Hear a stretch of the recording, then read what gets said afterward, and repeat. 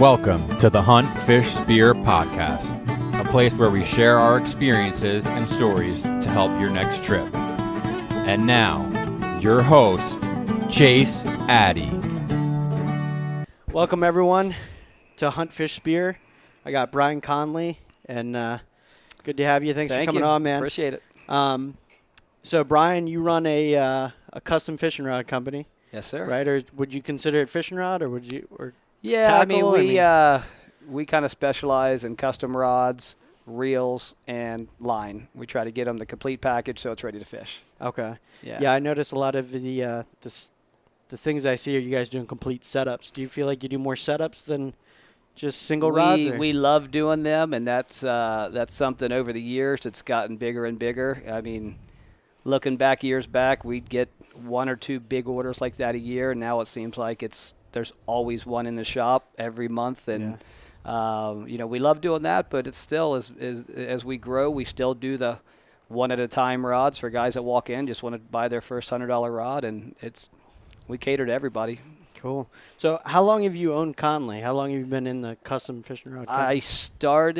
I kind of fell into the business all the way back in right around 1989. That's when I got out of high school, and aging myself here. But, I got out of high school in 89, and we had a little local fishing club in Lake Worth that we belonged to, and one of the guys made fishing rods in there. And at the time, my stepdad, he was the president of that fishing club, and we all kind of learned how to make rods, and we started Chaos Rods back then, from the beginning. That was in right around 1990, and I worked there for a few years, and eventually ended up buying that company over. And I branched out and started Connley Fishing in 2009, so that was about 9 years ago. Cool. Yeah, I was telling you, I learned how to wrap rods. I wouldn't say that I'm a rod wrapper. I know what I'm doing as far as being able to make one or two how for they're me. Put together. Yeah, I can make them for me, but that's about it. But the first blank that I ever wrapped was from you guys. That's funny. Before I knew you guys, I was at a boat show, and we were just getting into wrapping rods, and then I walked by, and I don't know I think y'all were just kind of showing the blanks of like what you could pick, and I was like, can I buy that blank? And you guys were like, yeah, if sure. you want. So it's kind of funny full circle to have you on the podcast. Everything comes back full circle. Considering my first rod I ever wrapped was a Connley rod. That's awesome. Yeah, which is pretty cool. So I was gonna ask what got you into the rod business, but you fished and all that before? Or? You know what? I grew up far away from here. I grew up in Kentucky and Indiana most of my younger life, even all the way through high school, and always fished. Always loved hunting and fishing. I did a lot of deer hunting. It was my favorite thing to do in the winter. We did a lot of rabbit and squirrel hunting and anything outdoors like that, but we loved to bass fish up there, and I just grew up loving it. So when we came to South Florida, we got into the local fishing club, and we learned how to saltwater fish. It was all new to us, but we loved it, and just kind of like really fell into the perfect job, the perfect dream job. My wife tells me all the time, she's like, you have a true passion for what you do, and you're very lucky because most of us are clocking in and clocking out every day, and I don't feel like I ever work a day in my life. Right. I love what I do, but we started. I remember like it was yesterday, just selling our first rods. We were so small, we'd go to local pawn shops and buy old, decent quality rods we could find and strip them down and rewrap them and sell them to the local Lake Worth pier kids for $100. That's how we started, right out of the garage, and it kind of grew into what it grew into. But it's just amazing. Talk about the American dream of seeing how it all can truly come together if you just put your mind to it. Yeah. You guys, from knowing you guys and knowing different, rod companies and all that, you're just incredible. You guys are at the top of your game. Clearly, when you guys post a set that's going out, it just makes people drool. It's insane. Like to sit there and be like, wow, like I couldn't imagine like picking that many things and all those different rod setups, and you guys definitely help a lot of people out and get them what they need. It's really neat because even to this day, I never thought that I'd still be impressed by some fishing rods. We've been doing it for almost 30 years now, and the technology's come so far now. There's carbon fiber blanks, and there's custom automotive painted blanks we're doing and custom grips and you name it. So everything's like a masterpiece now when it comes out, and it's like the sky's the limit. Sometimes I look at the prices that some of this stuff ends up, it's all in the parts that ends up costing, and we have these $1,000 rods now, and I'm thinking these things are never going to sell, and they're gone in a week. Yeah, I mean, as somebody, I've wrapped rods for other people for like bartering and stuff, and people will be like, "Hey, man, can you wrap me a rod for a family member?" And I'm like, "Yeah, sure." And they're like, "All right, how much is it?" And I'm like, "That's your question. What's your budget? How much is it?" That's exactly. What do you want? Do you want a $20 blank? Do you want a $300 blank? You know what I mean? That's kind of how I've gotten to. It's like when. I do this all day, every day on the computer and phone calls, and they're like, how much to make me a trolling rod? I'm like, well, I kind of just have to ask, what's your budget? Because we can make you a $150 trolling rod, or we can make you a $1,000 trolling rod. It's all in those parts, but it's been neat setting on those big boats up. To show how much you get asked that question, I know your response just from seeing you answer it that many times. I mean, I've seen hundreds of times where people are like, "Hey, how much is that setup?" And you're always like, "Hey, go ahead and shoot me an email." Too many here. options. Like, I know how many times I've seen it, so I can only imagine. And you don't want to scare people off. I try to. Oh yeah. I mean, I've kind of set the company up, and I take pride in the fact that we try to be able to make rods for every budget. It's like if some people they're not that hardcore. They just want to get a fishing rod, something that's going to work, that's a good quality rod, and spend their $150, whatever they've got for it. And some people are on a totally different budget. They're like, no, we've got $1 million boat, and we want the very finest that money can buy, so we can outfit them too. So it's and that's, I mean, it's clear that you guys do that because I'm not the $1 million boat guy, but I still feel very comfortable in your shop. That's good, and I love being in there. And that's the one question I get asked a lot is what makes you guys different. And I tell people that. I said, listen, there's a lot of people in South Florida that can make you a fishing rod. I promise you. Yeah. and I've talked to some other local rod builders who I respect and I've known for years, and like, you can buy the same parts I can buy and put them together. And I always say, I think what makes us different is our customer service. We try to do everything we can to go above and beyond just to make sure we're not perfect. If something happens that shouldn't have happened, we make it right, and that's what makes us different, keeps people coming back. So cool. Well, you hinted on one of my questions. Someone who's been building rods for as long as you have, you must have seen a lot of technology change. Like, one of the immediate things that I can immediately think of is the bent butts. What are they, Winthrop bent butts? That crazy. I mean, so tell people about them that might not know. Yeah, that's a new thing. The last 2 or 3 years we've been Terminator arm. Yeah, we heard about it for about 5 years, and it was just kind of an experimenting and testing, and it was never available. But now they, for years when we outfit boats, people will buy the rods with straight aluminum butts. Right. They might order them then or now. They'll call back a year later sometimes, say, I want to get the bent butt for it also, and you can interchange them. Right. So it's two different things. In order to you'd have to take the reel off, unbolt it, cut the line, take the whole thing apart, put the new bent butt on. It was a whole process. So somebody came up with a system where you just press a button and the back end pivots down to a bent butt.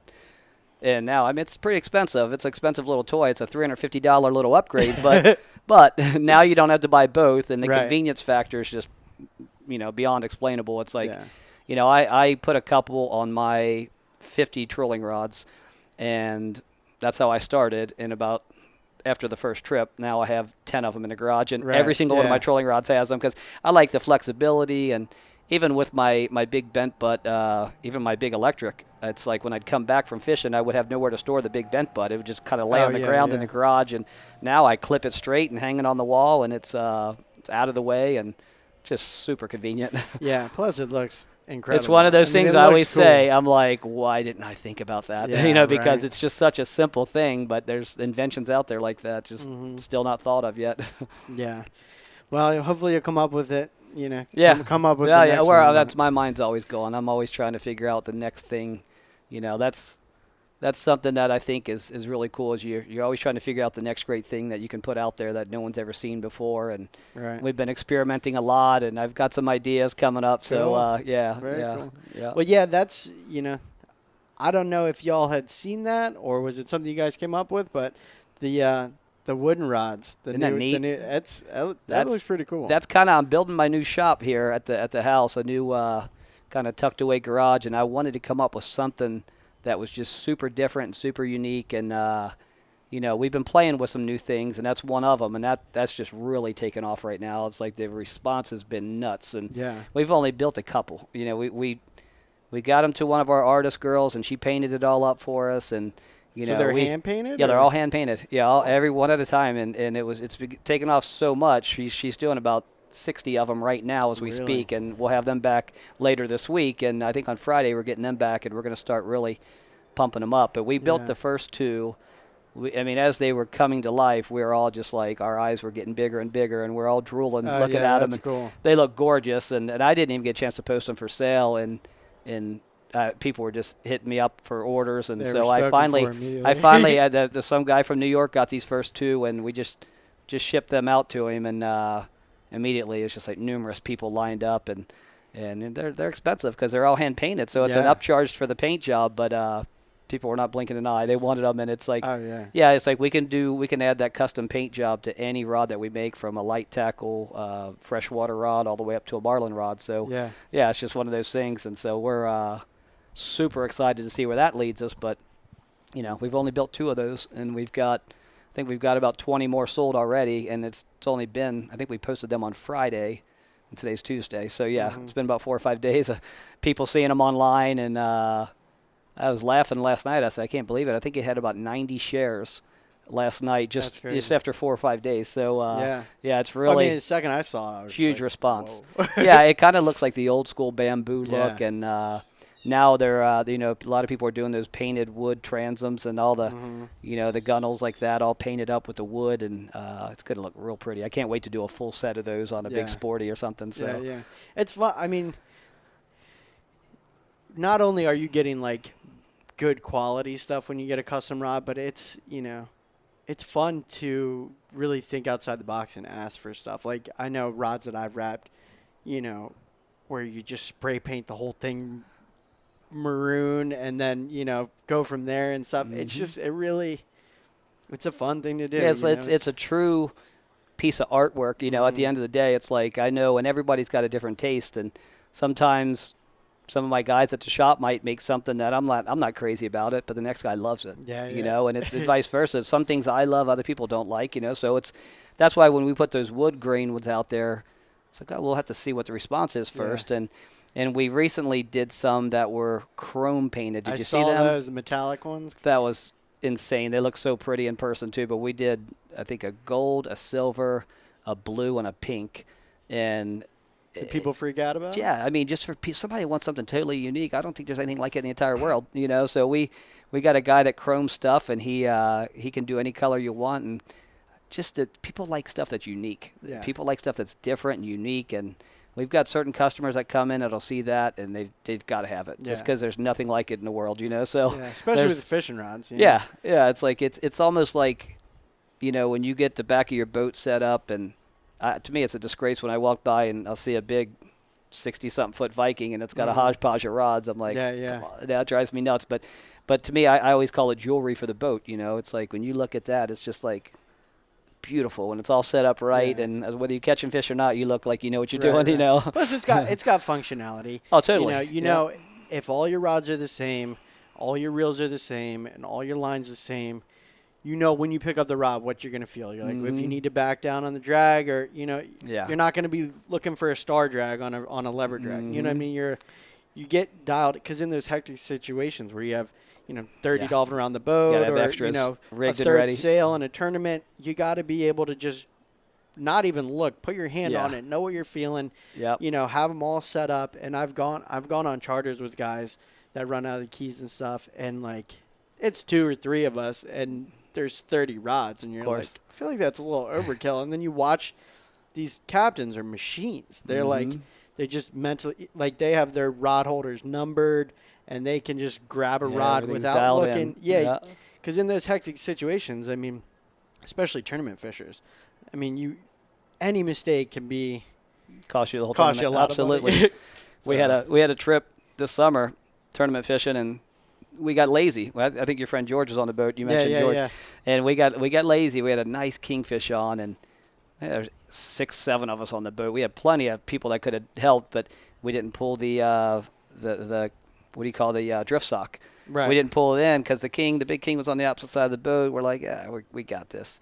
Sure enough, it came right around, and it got wrapped in that drift sock. And, thank goodness we got it in. It was like one of those things we all just held our breath, and somehow, some way, we lifted the drift sock up, and the king did not run. He cooperated till we could get a gaff in him, but it won. It won the tournament, and had just in 1 second you do something wrong, and you just lost the tournament. Yeah, so it's got its functionality. Yeah. A question I had for you was, obviously, like we said, you're getting the best parts and stuff, but somebody who's calling you up and they have they're like, hey, what's the deal with these custom rods? Why should they get a custom rod instead of a factory rod? I'm a firm believer in a comment that I heard a long time ago, and it makes sense. It's like 2 things. Number one, you definitely, in my life, what I experienced, you get what you pay for. Mm-hmm. You really do in life. I swear to people, there's not really a such thing as a good deal. You're going to get what you pay for. If you're paying $50 for a rod, you're probably getting a $50 rod.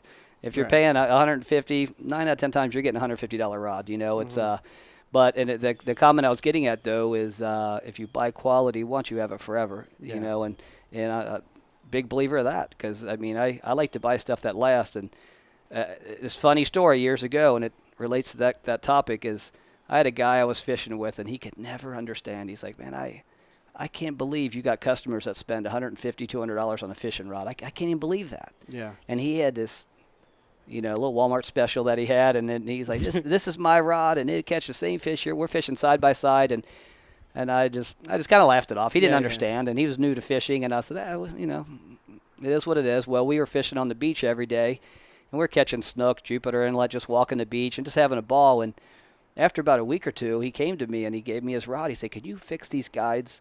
Like every one of the inserts was gone, and they were broken out and corroded out. It was just a garbage rod, And I said, now this is a perfect chance for you to learn something. Mm-hmm. And he did. And he's like, I get it. And I go, listen, I've had this rod for 15 years. And I go, you can't hurt it. I don't want to worry about it. Yeah. And I said, that's the difference of a handmade rod. I said, that rod serves a purpose. Somebody that wants to spend $25 or on vacation, they want to use it once and throw it in the garbage, or give it to somebody and leave it there. But, truly, if you spend the money, I have the same people that come to we do a lot of boat shows, but year after year after year, they come by and say hello, and I hear them telling me all the time, they're like, Bryan, I don't need any more rods. He goes, I bought those rods 20 years ago, and they still work. Yeah. And I love to hear that. There's always people that need rods. They're getting new boats and want new customers and new rods, but when my old school people, they come to me and they say, Bryan, you built those rods, you built them too good, and they just laugh. It's like a comical joke, but I hear it year in and year out, and that's just a testament. It's like, if you spend the money and buy good quality gear, it will last you forever. You can't beat them up.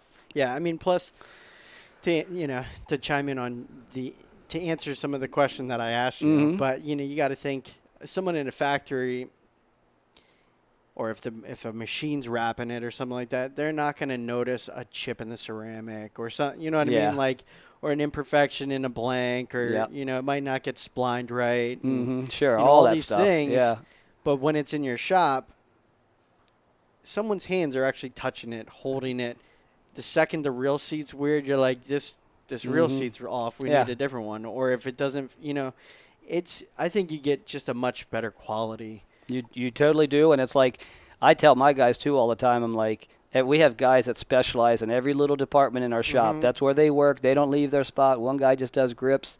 We've got a guy that's 70. Like Henry Ford up in there. That's it. This guy's 73 years old. He's been with me 25 years, and he works like he's 20. He's an amazing worker, but he's amazing at what he does. He puts our grips and reel seats on, and they're perfect. Yeah. I know they're perfect. I don't even have to look at them anymore. And I've got another guy that lays out where the guides go and pulls the guides and gets them all ready for our wrappers. We've got our wrappers that wrap them and tie the thread.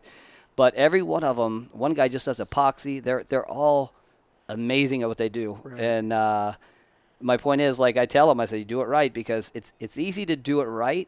But if we have to go back and undo it, it's next to impossible sometimes. The way that they make them and the way the seats are glued, they're next to impossible to get off. So, yeah, when I know when they're leaving the shop, Years ago, I won't say so much, but going back 15 years, we've grown too. But now it's like we pretty much bat 1,000. I know when the stuff leaves, the butts are straight, the guides are straight, the tips are glued on right, and everything's pretty much as perfect as it can get. If everyone's doing the same job, if it comes back, you're like, well, you're the real seat guy. Exactly it. Yeah, we got a good crew though. That's the thing. I think that one of the things that makes us as good as we are is we just got an amazing crew, and that's when we lose one little link in that chain, that's when you see a breakdown. And it's like everybody right now, it's they all make me look good. I get the pat on the back, but the guys behind the scenes are the ones that are doing it all. They're just flat out amazing. So we got a really good team in there.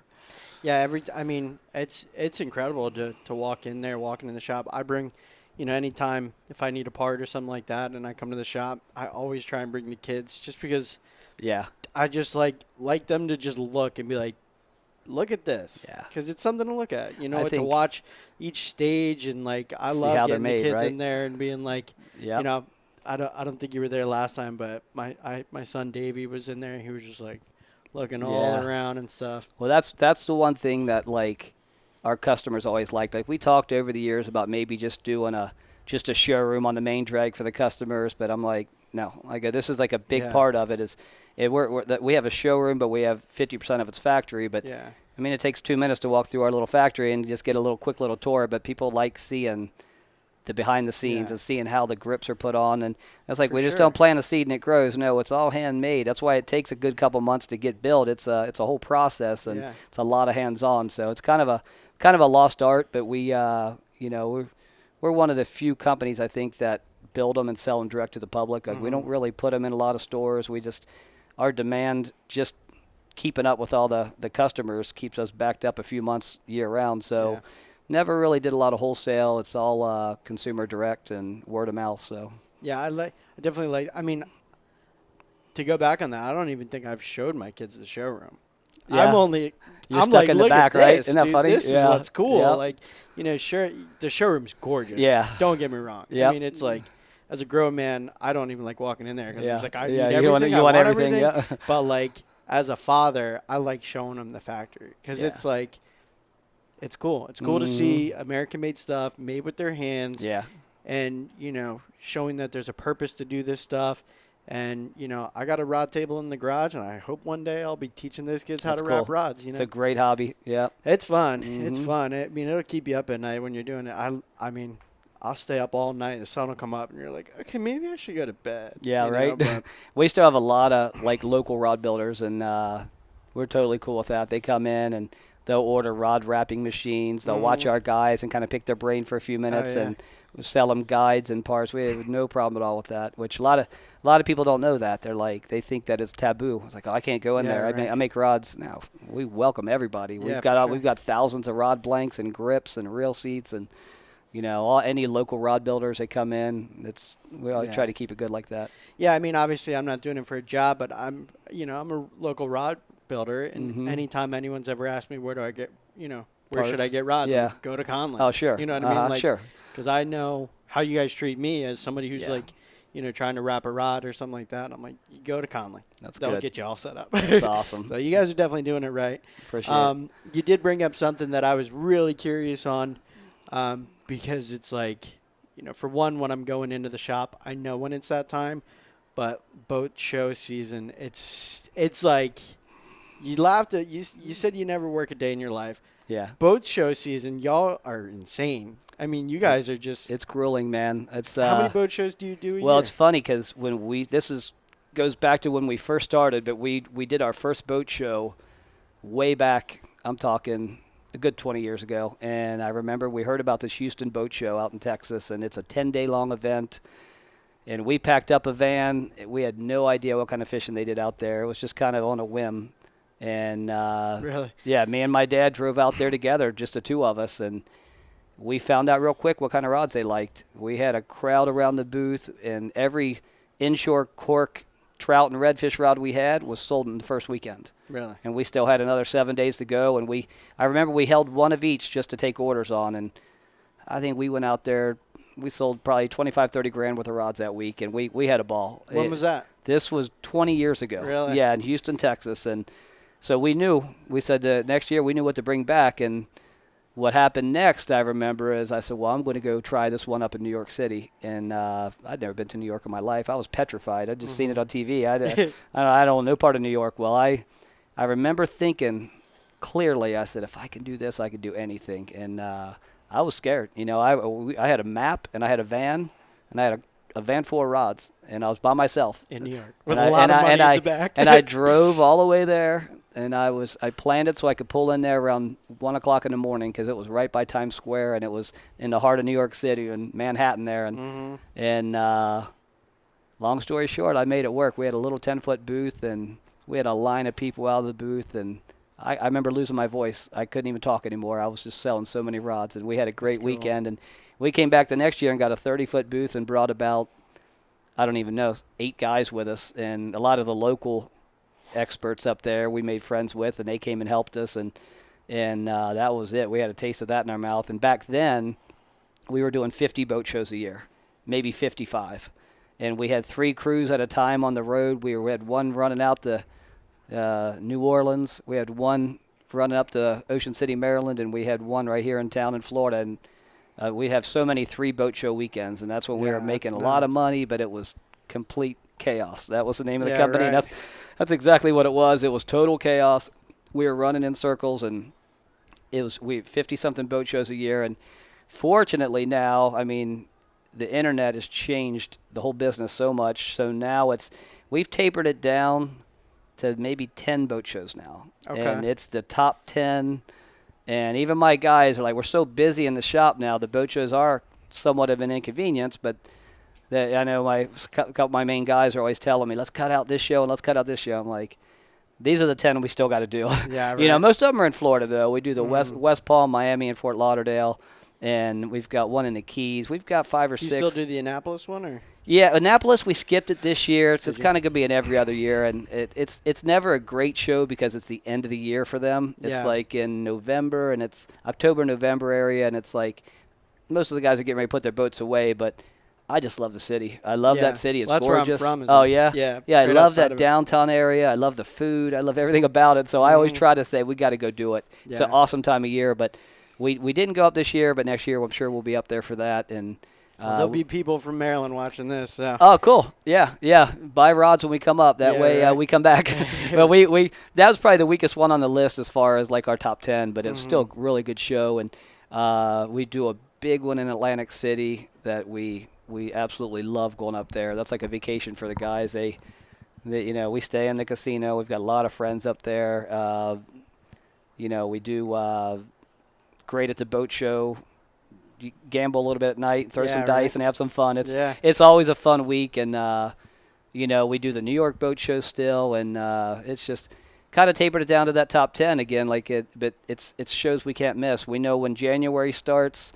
Right around the 15th, we have our first show, and then it goes all the way through until we're done at the Palm Beach show at the end of March. So we do all those shows pretty much right then, and that's when we make all of our money. We try to build as many rods as we can now leading up to January 15th, and then usually by the end of March, they're all gone, And I try to tell people that at the shows. I'll see them in January and even early February, and they're like, I'm going to call you in April. I said, listen, that rod won't be here, I promise you, because we know we've done it. It's just cookie cutter year after year, the same shows, and we get a little bigger inventory every year, but we know by the time we get to those shows in March, the good stuff's gone. It's all wiped out, and then we spend April and May getting caught up from all the orders from those shows, and usually June, July, and August, I tell my guys that's the time to plan vacations. If there's ever a quieter time, it's during the summer. Yeah. And we all do our fun stuff then. And once I know that's when I should wrap rods, so I can actually walk in and be like, hey. Yes, yeah, it really is. And it turns into be somewhat of a sales pitch, which is, people that I talk to even this time of year, they're like, because when you order a custom set of rods, it takes us a good 3 months to get them built. So when you're ordering in November, we still have the full crew at the shop in November and December, most of January. But if you're ordering in February, you're gonna have to wait because we're traveling. That's a little sketchy time of the year. We haven't figured out how to make that perfect because we still want to please the customers. But when it comes to February, we're at the Miami Boat Show. It's the biggest week of the year for us, and Atlantic City is like the week after, and it's like it's crazy, But we got to do it. I went on a turkey hunt, which is spring turkey hunt, and I gave the guy who took me I wrapped him a rod, and I walked in springtime around February, March, and I was like, Todd, I need help. And he was like, he just looked at me. He was like a ghost. Yeah, I'm like really busy. I'm like, I know, but the hunt's coming up. He's like, all right, what do you need? Yeah, we try, man, and Todd. We try our best, and I've just gotten better at educating our customers. It's like I know back in the day, we were like a yes company, and we're making unrealistic promises. Right. People would come in February and order rods. Can I have them in a month? And we'd try. When we meant well, we'd try. But you always believed you. You're not getting. Yeah, I believe myself. But I'll tell you, it's like now I try to tell people. I said, listen, we're traveling now, and we will not even start these until April 1st, and they take a couple months to build. So, I think what I found out, as long as you're honest with people, I'd rather them not order, and just or at least come in and order it. And then they got realistic expectations. And if you come up a little early, then you're a hero. That's usually the case. We tell them 3 months, and we'll get it done in a month or month and a half, and everybody's happy. Right, for sure. Yeah. So the people at the boat show, and, obviously they're face-to-face, and the people who come into the shop, they're face-to-face. But for someone who's calling in and they're like, hey, I want a good snook rod, or, hey, I want a yellowtail rod, like everyone has different, preferences on how much backbone they want their rod to have, how much, action they want in their tip. What are some tips you would give somebody who's like, I want a custom rod, usually they wanted to do 20 different things. Yeah. What are some tips you can help people who are calling and be like, hey, I want a rod, like how are they going to know how it feels? Like, what do you? Yeah, I mean, it's tricky. And to me, I'm a hands-on kind of guy, and it to this day, it blows me away how many people order rods and custom rods over the phone, because it's like I personally got to bend it and feel it and touch it. But like I said, I'm still blown away. We do every single day of my life, and that people call and order rods, and they can't feel them, and we ship them to them.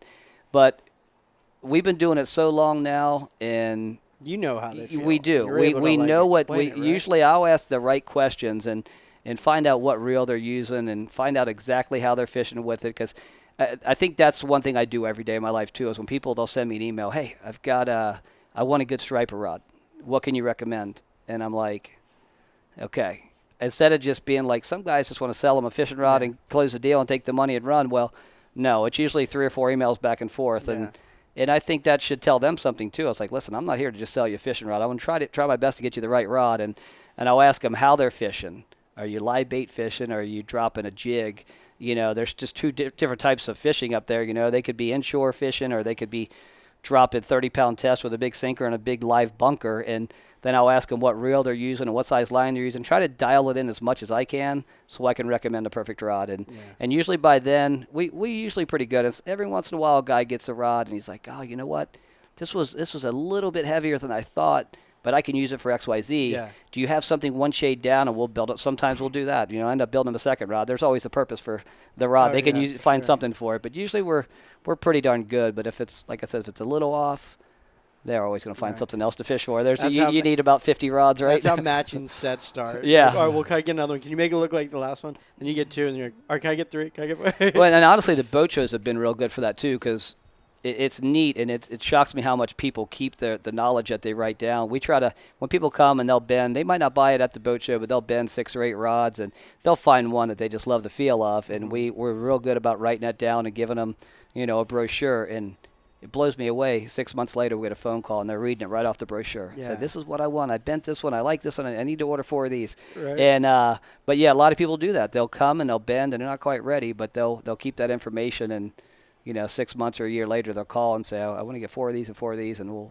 we'll put together a custom order. And a lot of them call back every year, and they keep adding to their set, maybe twice a year. And we'll look up their ticket and find out what color we made them, and it's a fine, well-oiled machine now. Yeah, people call back 5 years later, and we still got their information on file. Right. And, it works out pretty good. So another thing I wanted to talk about was your tournament. You guys you guys have a tournament in June, is Yep. it? Yeah, we've been doing real good with that. I sponsor just about every tournament around. I don't think I've ever said no to any of them. So there's all kind of different causes. That's we're always donating to them. And this particular tournament, it's for years was around, and I fished it, and we sponsored it, and it was called the local police guy for West Palm Beach Police Department was Danny Sargent, and he died of Lou Gehrig's disease. And they had been doing fundraisers for him, doing this tournament in his name, and we've been heavily sponsoring it, so we kind of like took over the tournament. Now it's the Connley Fishing tournament in his memory. So my wife works with the sheriff's department, and we've got a lot of mutual friends there. So we took over a couple years ago, and it's something I'm proud of. We built a ton of rods for it and donated to the charity, and it's just a great family, local family here. Mm-hmm. So yeah, this guy was an Iron Man. He was a Marine, as healthy as a horse, and one day developed this disease and ended up losing his life to it. So, but yeah, we're big on donating to that. We do that one in June. Another one we're doing real big this year is the Cardinal Newman High School. That's where my son goes to school, and we're always donating to that. It's another good cause there too, and we've kind of stepped up and took over that too. Oh, really? Donating real big to that. Yeah, it's going to be a big tournament. So, how many boats do you guys have at the was it the Sergeant one? Yeah, usually the goal's kind of right around 50. Mm-hmm. Yeah, that's what we've been kind of pushing for. Cause we try to keep it at a certain number, too, because it's at Rybovich Marina, and they can only accommodate so many boats in there. So that's a beautiful venue. Have you ever been to that? No, I've never heard of it. It's amazing. Where is that? It's just south of the Palm Beach Inlet, and most of the year it's just all super yachts, 100-plus foot mega yachts in there, and right around the time May, June rolls around, they all leave. They're all seasonal, and they all leave, so then the marina is somewhat empty. But they've got a beautiful restaurant in there, and you can pull your boat right up in there and tie off and have a first-class lunch, and it's just a cool thing. Yeah. So that's a great place to have the tournament, though, because they've got a swimming pool right there, and all the turf. It's all like AstroTurf out there. It's just manicured to perfection, and it would put on a great little show there. So yeah. And it's a tournament is like. Yeah, most of it's on the boat, but there's a lot of it. It's not on the boat. Yeah, it's talking with other guys and getting to see people you haven't seen in a while. You network a lot, meet a lot of cool people. Got the captains meetings. Yep. And all that. They do the captains meeting for that on Thursday at Rybovich, and then the fishing. It's usually like first the light in the morning. I think it's like 6 a.m. and then you got to be in by 2, so it ends early. And then you come back in, and they have music playing. They've got a big barbecue set up, and it's a lot of family time there too. So it's really, really fun. Yeah, weigh-ins are fun. Yeah, especially when you're in the money. And we've gotten real lucky with that tournament lately. And I remember last year we pulled in, and the couple of the cops were pulling away from the dock, and they were all celebrating. They just weighed about a 42-pound kingfish right in front of us. And I was like, wow, that looks like the exact same size as ours. I mean, it was like almost identical. And I'm like, I think they might have us. And they're pounding their chest. They were in first place. And as soon as we edged in and we pulled ours out of the box, and they weighed it, and we won by 1 ounce. Really? 1 ounce. Yeah. So it's funny. They were pumped up and deflated in about the same time. But yeah, they're fun. It's exciting to fish them. I bet they regret gaffing it. Like, yeah, right. What if we lost an ounce of blood in it? Yeah, every single ounce counts. And we were just talking on the boat that day. We're like, most of these tournaments are won by an ounce or two. You know? Yeah. Now, when you're fishing a tournament, do you guys gaff them or you? Yeah, we usually do, but it's I don't think it mattered that much. But yeah. It's if it did. Yeah, I don't know. It's you got to gaff them to get them in sometimes, but I know sometimes you get lucky and the guys will grab them by the tail and pull them in backwards. But I've seen people stick tampons in the holes of the gaff holes. You ever seen that? Yeah, it's smart. Yeah, just keep it all plugged up, and the colder you can get it, the better, so they don't lose weight. But we do them for fun. I don't really care to win them. I'm not that hardcore and serious about it. I like to keep fishing fun. I don't want to go out and compete with everybody and their brother and chase it around thousands of dollars, but we do it for fun. Oh, yeah. I mean, I can see people that do that. It's addicting, and they'll do it for a couple years, and I think it kind of takes the magic out of it. It sure does. I mean, some people love it, good for them, but to me, we go out and have a good time. I said, if you were here to win, you're probably on the wrong boat. We're going to go out and give it a shot, but it's like if we get that lucky fish, we get it, but we keep it fun. Yeah. You got to. Yeah, I've had a lot of fun doing them. I did a kayak tournament. Man, it beat the snot out of me. Did it? Yeah. Yeah, it was pretty it was really fun, but I mean, thinking about tournaments, I just remember getting my butt kicked. Yeah. It was like 6 foot seas. That's just it. Once you're committed to fishing a tournament, then you got to go. Yeah, you know, we spent all night getting bait, so I didn't sleep much. I'm in 6 foot seas on a kayak, just getting my butt kicked. Think about 10 different places you'd rather be, right? Yeah, yeah. And then at one point I anchored. I was like, all right, I'm gonna anchor up in 6 foot seas, and I basically fell asleep, but was awake, and anchor pulled, and I drifted enough, and it was down in Broward. So there's all the piers, and I'm like, well, the pier's still right there. I'm good. I had drifted to the next pier. Oof.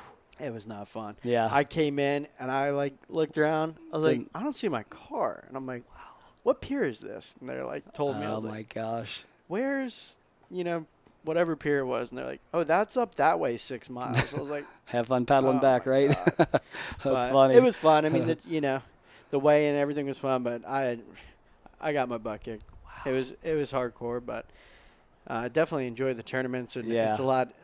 I think it's a lot more fun when you're on a big boat. Yeah, yeah, definitely. But, that's funny. Yeah. So I did have a question about between the boat shows and between, what you guys do in the shop. How many rods do you guys pump out a month? That's a good question. That's something I've never been able to put my finger on exactly, and it's different times a year. We're doing more and more, but at any given time, right now, I bet you we have close to 4,000 finished rods in the shop that are done, and we've hired more and more people lately too in the past couple years, and just because we've gotten busier and busier, and now just keeping all those guys fed with rods, it's an everyday thing. My brother Todd that runs the shop, he's always saying, man, I can't, they're so fast and getting so good at it, I can't keep up. I'm giving them piles of 100 every day, each little compartment, and now we've got more and more rod wrappers that we have to keep fed with rods too. But I would have to say we're probably doing close to somewhere around 20,000 rods a year. So whatever that equates to monthly, it's math. Yeah. I've kind of tried to figure it out, and that's probably the best number I could put on it is roughly about 20,000 rods a year, and somehow they just keep disappearing. We try to balance it out where we make. We're making more and more for the boat show season, and getting a bigger arsenal every year heading into January, and normally by the time we roll into Palm Beach Boat Show, it's like we've been real thin the last couple years, and we feel good about it this year. I said we've got a heck of an arsenal, and I said if we tiptoe into the end of March and we're out of rods, that's a darn good thing. Yeah, right. That means we had a really good season, and that's just how it's been though. It's like we just finished the Fort Lauderdale Boat Show maybe a month ago, and we went down there. Our booth now, it's just bigger and better than ever. We have 50 feet of booth, which is prime real estate at that show. It's the most expensive show we do all year, and just to get that spot, we're very fortunate to be able to have that spot because they're sold out and on a 5-year waiting list. But really? we've got an amazing spot there right by the main entrance doors, and it seems like the more we bring, the more we sell. And the more expensive stuff we're bringing, the quicker it's leaving the booth. And I remember doing that show last year, and we had these really nice rods. And Todd talked me into making these things. We built I think we built 8 of them. And they had the Winthrop butts, and they had special blanks and special guides and grips. And they were just tricked out beyond belief. And I'm like, Todd, these are... They'll never sell. They never will. I remember having a pit in my stomach. I always get nervous before these big shows, but I remember having a pit in my stomach, and I'm like, Todd, these are going to sit here for a year, And I go, that's like $8,000 or $9,000 in those 8 rods, and he's like, oh, they'll sell. He's trying to reassure me. Well, the first day of that show, and we had big accurate reels on them too. And I remember them. Yeah, the first day of the show, this guy from Mexico walks in, and he's telling us about a tournament he's got coming up, and he wanted to try 2 of them out, and he paid for them, and he left them there, and I was excited. I'm like, that was probably a $5,000 sale we just wrapped up, and he's like, I'll pick them up on the way out. Well, sure enough, we're like, all right. Todd's like, we'll get rid of all these this show, and I'm like, I hope you're right. Well, at the midway through the day, the guy come back and picking up his rods. He's like, how many of them did you make? And I said, well, we've got 6 more. He said, I want all of them. He goes, these are beautiful. I want all of them. So, yeah, the first day of the show, he bought all 8 of them. So that kind of got us into making what we call the Platinum Series, and that really, the next year we came back and we had 50 of them built, and once again, the boat show ends, and Todd's like, oh my gosh, we're out of everything, and people are still trying to order more. But now we have the Platinum series. That's our highest end series. It's all CalStar blanks and custom hand shaped grips and Winthrop roller guides. They're all the best of the best, but it it adds up. And now we're getting little boxes in every day, and they're $6,000-$7,000 boxes. So it's buying all the best parts costs money, but it's neat seeing people come in and their eyes get real big. And it's like, I tried to, in my mind, that's like, I wanted to get it set up where somebody could walk into our shop and outfit their whole boat and leave with the stuff the same day, because not many places you can really do that. And for years, like even our shop, but you could walk in and say, I really like the way this feels. Can I order 10 of these? Well, now we finally got it to a point where there's 10 most of the time, there's 50 of them built. You can grab 4 of these and 6 of these and a gaff and a bait net and a matching spinners and everything, and just walk out with a package if you want. That's pretty cool. It's really cool. It costs a lot of money to get to this point, to get it all.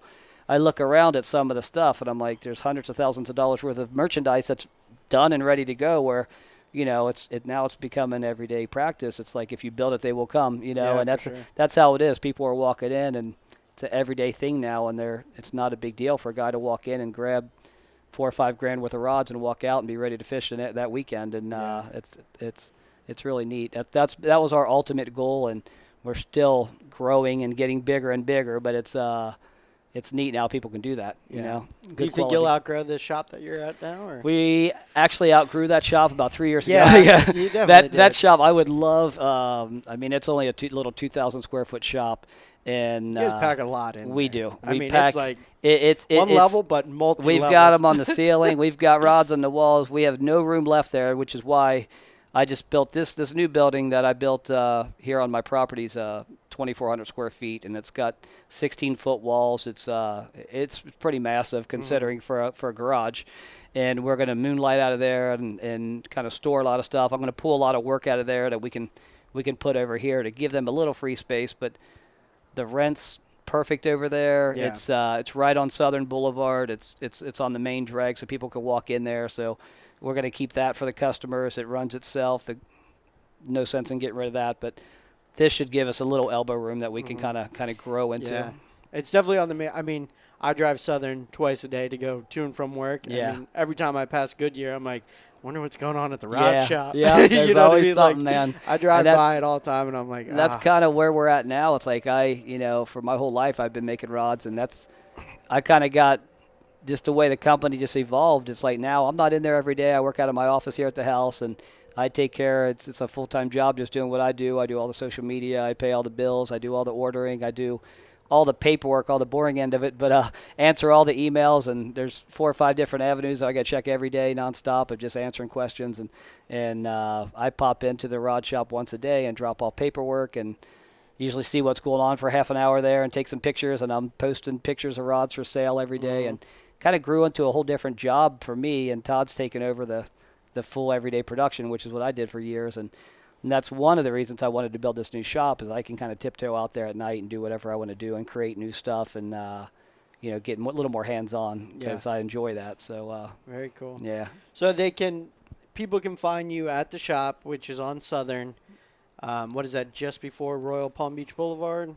Yep. Yeah, just before we sit right behind that Goodyear Tire Center next to Costco and Royal Palm, and a little warehouse there with a storefront, and just open Monday through Friday, 9 to 6, and that's when the guys are always there. Usually they're working late, too. There's 2 or 3 nights a week they'll moonlight till 10 o'clock at night, so if you're ever running late, just call the shop. They're more likely there's somebody there.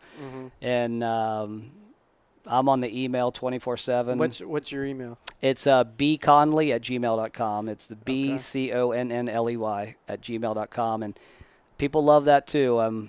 I was sitting on the computer about a year ago. Just checking my phone at midnight, 1 o'clock in the morning right before I went to bed, and I got a message from someone on Instagram, and we just answered him instantly, and we got to talking back and forth, and the guy played for the New York Knicks, and he's one of his boats he's got in Venice, Louisiana, and he's like, wow, thanks for the service, and that's, people love that. They get instant answers. I'm always on the computer, it seems like, unless it's the wee hours of the night when you're sleeping, but usually from 7 a.m. I'm up, and till usually midnight or 1 o'clock we're answering questions on the internet, and people really like that. I've seen. So good deal. So when I post this, I'll put all your info so they can know exactly how to get a hold of you. And perfect. I want to thank Todd, because Todd is I mean, I know you deal with Todd a lot, right? Yeah. So much. Like I mean, he's a great guy. He's an awesome father.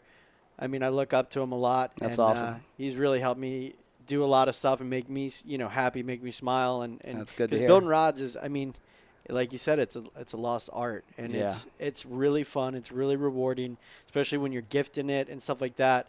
And like every time, it wouldn't have been possible without him and you guys. Yeah. And so I want to thank him. Sure. I've owed him a huge thanks for a long time, but I want to thank him, and I also want to thank you for being on the podcast. And it's fun. Thank you. I had a lot of fun doing it, man. I'm glad we got to tell our story. Thanks for coming out. Yeah, Appreciate good deal. It. All right. Cool.